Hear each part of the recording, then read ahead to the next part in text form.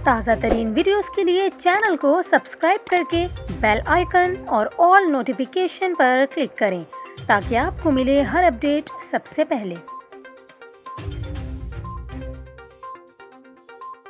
और अभी आपको बताएं, कोरोना वायरस के नए वेरिएंट ओमिक्रॉन का पाकिस्तान में भी ख़तरा बढ़ने लगा।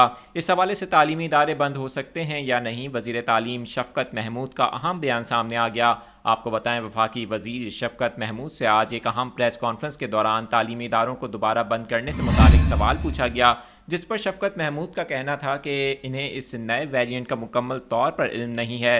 उनका कहना था कि फ़िलहाल तालीमी इदारे खुले रहेंगे और हम नहीं चाहते कि तालीमी सरगर्मियाँ फिर से मुतासिर हों। शफ़क़त महमूद ने कहा कि तालीमी इदारों में तमाम इम्तिहानात निसाब के मुताबिक लिए जाएंगे।